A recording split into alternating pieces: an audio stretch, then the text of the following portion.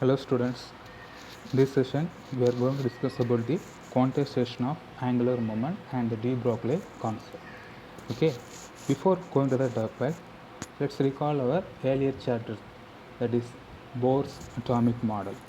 You remember the electrons revolve around the nucleus in a certain path are called orbits.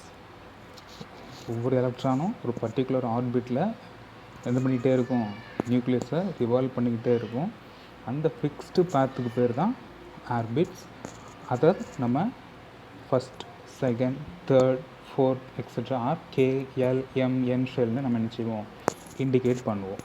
இது நம்ம already discuss பண்ணது தான், அப்படி தானே? ஸோ ஒவ்வொரு எலக்ட்ரானும் ஒரு சர்க்குலர் பாத்தில் ரிவால்வ் பண்ணிக்கிட்டே இருக்குது. அப்போது ஒவ்வொரு எலக்ட்ரானும் ஒரு வேவ் மாதிரி பிஹேவ் பண்ணும் அப்படிங்கிறத லாஸ்ட் கிளாஸில் பார்த்தோம், அப்படி தானே? ஸோ அப்போது அந்த ஒவ்வொரு வேவ்க்கும் ஒவ்வொரு வேவ் லென்த் இருக்கும், நம்ம ஆல்ரெடி படிச்சுக்கிறோம். அப்போது நிறைய ஆர்பிட் இருக்குது, எல்லா ஆர்பிட்லேயுமே எலக்ட்ரான்ஸ் இருக்குது, எலக்ட்ரான்ஸ் வேவ் மாதிரி பிஹேவ் பண்ணுது. அப்போ நிறைய வேவ் லென்த்தும் பாசிபிள். அப்போ எல்லா ஆர்பிட்டுக்கும் ஒவ்வொரு எலக்ட்ரான் உள்ளே இருக்கும்போது எனி வேவ் லென்த்தில் அது எக்ஸிஸ்ட் ஆக முடியுமா முடியாதா, அதை தான் பார்க்க போகிறோம். சரியா? இப்போ ஃபஸ்ட்டு இந்த அலவுட் அப்படின்ற ஆர்பிட்டில் பார்க்கலாம். எலக்ட்ரான் இந்த பாயிண்டில் இருக்குது. ஸோ அதனுடைய ஒரு வேவ் லென்த்து ஒரு பர்டிகுலர் வேவ் லென்த்தில் இருக்குது, நம்ம எடுத்துக்கிடுவோம். அது ரிவால்வ் பண்ணிக்கிட்டே இருக்குது. ஸோ அந்த பாத்தில் என்ன பண்ணிகிட்டே இருக்குது, சுற்றி வந்துக்கிட்டே இருக்குது அந்த நியூக்ளியஸை. ஸோ அதனுடைய வேவ் லென்த் கரெக்டாக இந்த ஆர்பிட்டுக்கு மெர்ஜ் ஆகும்போது அதோடைய ஸ்டார்டிங் பாயிண்ட்டும் எண்டிங் பாயிண்ட்டும் அகைன் அதே பாயிண்டில் மெர்ஜ் ஆகும். அப்போது அதனுடைய பாத்தில் எந்த டிஃபிகல்ட்டிஸும் இருக்காது, ஆட்டோமேட்டிக்காக அந்த சர்க்குலர் பாத்து ஃபாலோ ஆகிக்கிட்டே இருக்கும். சரியா? இதில் ப்ராப்ளம் இல்லை. சப்போஸ் அந்த வேவ் லென்த்தில் வேரியேஷன் ஏதாச்சும் இருந்துச்சு அப்படின்னா, ஃபார் எக்ஸாம்பிள் இந்த டயக்ராமில் இந்த எலக்ட்ரான் எடுத்துக்கிடுவோம். ஸோ ஸ்டார்டிங் பாயிண்டிங் இருக்குது. ஸோ அதனுடைய வேவ் லென்த்தில் வேறு ஏதோ ஒரு சேஞ்சஸ் இருக்குது, ஆனால் அதே ஆர்பிட்டில் தான் இருக்குது. ஓகேவா? இப்போ இது n=1 ஆர்பிட்டே எடுத்துக்கிடுவோம். இந்த அலவுடில் உள்ள வேவ் லென்த்தும் நாட் அலவுட் இமேஜில் உள்ள வேவ் லென்த்தும் வேறு. ஸோ இப்போ இந்த எலக்ட்ரான் திருப்பி அதனுடைய ஸ்டார்டிங் பாயிண்ட்லேருந்து மெர்ஜ் ஆகுதான்னு பாருங்கள், இல்லை. அப்போ அதனுடைய ஸ்டார்டிங் பாயிண்ட் வேறு, அதோடைய வேவ் லென்த் சேஞ்ச் ஆனதுனால அதோடைய எண்டிங் பாயிண்ட்டும் ஸ்டார்டிங் பாயிண்ட்டும் ஒரே மாதிரி இல்லை. அப்போது அதனுடைய பாத் கம்ப்ளீட் ஆகலை. அப்போ எலக்ட்ரானுடைய பாதை மாறிடும். அப்போ அதுக்கு வந்த பாதை தெரியாது. அப்போ அந்த ஆர்பிட்டை விட்டு எஸ்கேப் ஆகி அது போயிடும். ஆனால் இந்த மாதிரியான சிச்சுவேஷன்ஸ் நமக்கு என்ன செய்கிறதில்ல, நார்மலாக நடக்கிறதில்ல. எப்போ மட்டும் தான் நடக்கும், ஹையர் எனர்ஜி வரும்போது மட்டும்தான் இந்த எக்ஸைட்டேஷன் நடக்கும், நம்ம பார்த்துக்கிறோம், அப்படி தானே? when an external energy strike the electrons, the electron absorb the energy and jumps from the lower energy to higher energy. அதான் அவருடைய பாசிட்டிவ்ஸ் நம்ம பார்த்துருப்போம். ஸோ அப்படி ஜம்ப் ஆகும்போது அந்த எலக்ட்ரான் எனர்ஜி அப்சார்ப் பண்ணுது. அதனால தான் லோயர்லேருந்து ஹையர் எனர்ஜி ஆர்பிட்டுக்கு அது ட்ரான்ஸ்ஃபர் ஆகுது. ஸோ அப்படி ட்ரான்ஸ்ஃபர் ஆகுதுன்னா அப்போ அதோடைய வேவ் லென்த்தில் என்ன சேஞ்சஸ் நடக்குது, அப்போ அந்த வேவ் லென்த் எப்படி இருக்கும், இதை எல்லாத்தையும் சேர்த்து ஒரு ஜிஸ்ட் மாதிரி சொல்கிறது தான் இந்த கான்செப்ட். ரொம்ப டீட்டெயில்டாக பார்க்க வேண்டாம். ஸோ இது ஜஸ்ட்டு ஒரு அவுட்லைன் மட்டும் நம்ம பார்த்துக்குடுவோம். நமக்கு அவ்வளோதான் கொடுத்துருக்குறாங்க. ஓகே. ஸோ அதோடைய பாத் அலவுடா நாட் அலவுடா, அலவுட்டில் இருக்கும்போது எப்படி அந்த சர்க்குலர் பாத்தில் அது எக்ஸிஸ்ட் ஆகுது. ஸோ இதை எக்ஸ்பிளைன் பண்ணுறது தான் குவான்டைசேஷன் ஆஃப் ஆங்குலர் மொமெண்ட். சரியா? சரி. இப்போ இந்த எலக்ட்ரான் ஒரு பர்டிகுலர் வேவ் லென்த்தில் இருக்கும்போது அந்த ஆர்பிட்டில் சுற்றி வரணும் அப்படின்னா அந்த ஆர்பிட்னுடைய circumference value, that is 2πr value எதுக்கு ஈக்குவலாக இருக்கும்னா n × லாம்டாங்கிறது என்னது, வேவ் லென்த். நம்ம ஏற்கனவே பார்த்தோம், அப்படி தானே? இன்ட்டு என்னுங்கிறது தான் அந்த ஆர்பிட்னுடைய கவுண்ட், ஃபஸ்ட்டா செகண்டா தேர்டா அப்படிங்கிறது. ஓகேவா? ஸோ அப்போது 2πr which is equal to n lambda and de Broglie concept படி lambda is equal to h/mvன்னு நம்ம லாஸ்ட் வீடியோஸில் பார்த்துருந்தோம். அதை அங்கே அப்ளை பண்ணோம்னா 2πr is equal to nh/mv. So இதை கொஞ்சம் ரீஅரேஞ்ச் பண்ணுறோம் ஆங்குலர் மொமெண்டம் கண்டுபிடிக்கிறதுக்காக. நமக்கு ஏற்கனவே தெரியும் angular momentum mvr which is equal to arrange பண்ணோம்னா nh/2π. இந்த mv இந்த பக்கம் கொண்டு வந்து போகிறோம், 2πயை இங்கே கொண்டு வர போகிறோம், அவ்வளோதான். So angular momentum equal to nh/2π. இதை தான் போர் ப்ரிடிக்ட் பண்ணியிருந்தார். அந்த பர்டிகுலர் பாத்தில் இருக்கும்போது அந்த எலக்ட்ரானுடைய angular momentum mvr which is equal to nh/2π இருக்கும்னு அவர் ப்ரிடிக்ட் பண்ணார். அதே கான்செப்ட் தான் இங்கே டி ப்ரோக்லி கான்செப்ட்லேயும் நம்ம என்ன செஞ்சுருக்கிறோம், வெரிஃபை பண்ணி சொல்கிறோம். ஓகேவா? இப்படி இருக்கும்போது தான் நமக்கு இந்த மாதிரியான ஒவ்வொரு பாத்தில் இருக்கும்போதும் ஒரு பர்டிகுலர் வேவ் லென்த்தில் அது எக்ஸிஸ்ட் ஆகுது.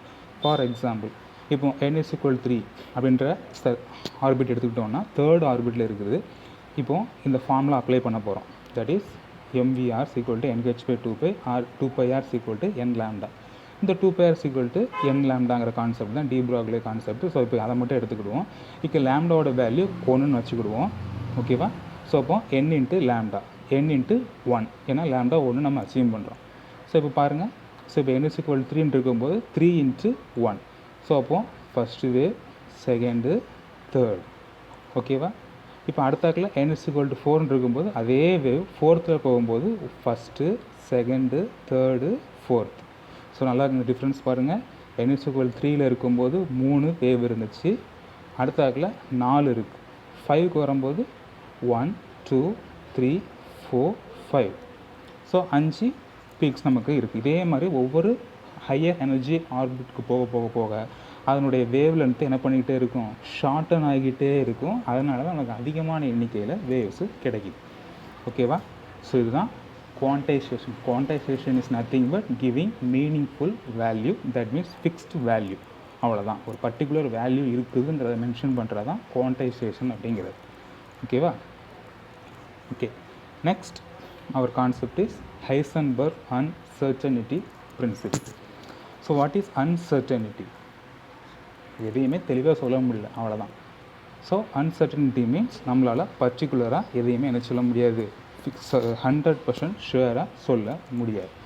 அதாவது இப்போ ஒரு எலக்ட்ரானுடைய பொசிஷன் அல்லது மொமெண்டத்தை ஒரே நேரத்தில் நம்மளால் எக்ஸாக்டாக சொல்ல முடியாது அப்படிங்கிறதான் ஹைசன்பர்க்குடைய uncertainty principle. It is impossible to accurately determine both the position and the momentum of a microscopic particle simultaneously. ஒரே நேரத்தில் நம்மளால் ரெண்டையுமே சொல்ல முடியாது, பொசிஷன், மொமெண்டம். அப்படின்னா என்னது?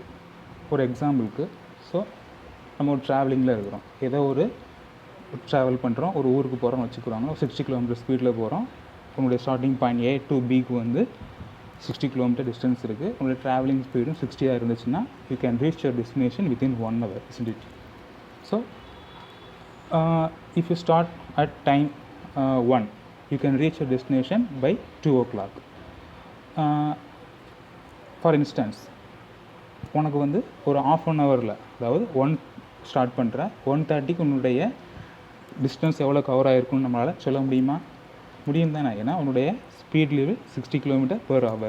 அப்போ 30 minutesல you are crossed 30 km and we can say your position also.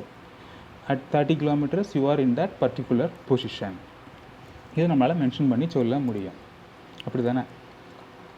இதுதான் சர்டனிட்டி. பொசிஷனையும் மொமெண்டத்தையும் நம்மளால் ஒரே நேரத்தில் சொல்ல முடியும். இது எதுக்கு மட்டும்தான் அப்ளிகபிளாக இருக்கும்னா லார்ஜர் ஆப்ஜெக்ட்ஸுக்கு மட்டும்தான் அப்ளிகபிளாக இருக்கும். மைக்ரோஸ்கோபிக் பார்ட்டிகிள்ஸுக்கு இதை நம்ம அப்ளை பண்ண முடியாது. சரியா? மைக்ரோஸ்கோபிக் பார்ட்டிகிள்ஸ்க்கு ஏன் அப்ளை பண்ண முடியாதுங்கிறதான் இப்போ அடுத்த ஆக்கில் பார்க்க போகிறோம். அண்ட் இவருடைய மேத்தமேட்டிக்கல் எக்ஸ்பிரஷன் தான் ΔX × ΔP greater than or equal to h/4π. இந்த எக்ஸ் அண்ட் பி இதுதான் பொசிஷன், மொமெண்டம். டெல்ங்கிறது அன்சர்டனிட்டியை மென்ஷன் பண்ணுற சிம்பிள். ஸோ ΔXங்கிறது uncertainty in the position and ΔP is uncertainty in the momentum. Okay, so இது ஏன் நம்ம மைக்ரோஸ்கோபிக் பார்ட்டிகிள்ஸுக்கு அப்ளை பண்ண முடியாதுங்கிறத செக் பண்ணி பார்க்க போகிறோம். ஸோ ஒரு எக்ஸாம்பிள் ஹைட்ரஜன் எடுத்துக்கிறோம்.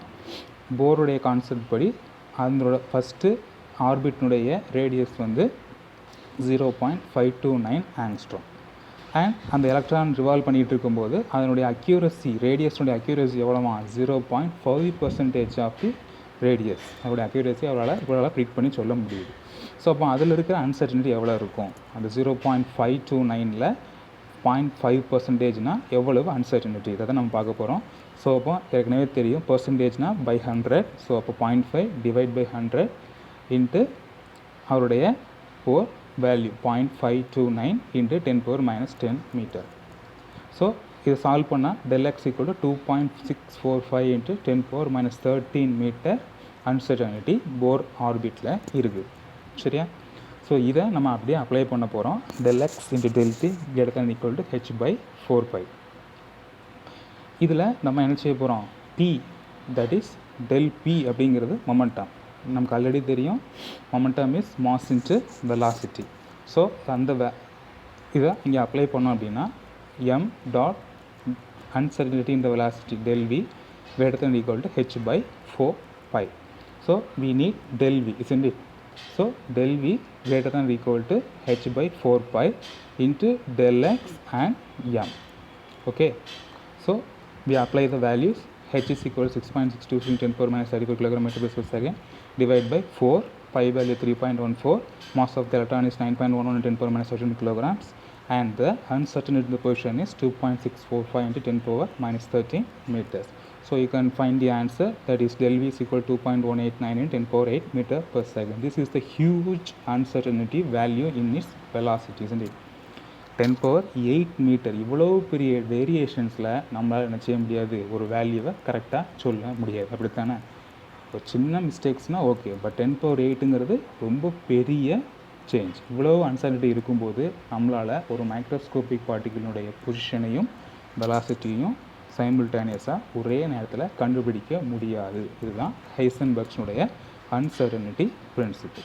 Okay, thank you students. We shall meet in the next video.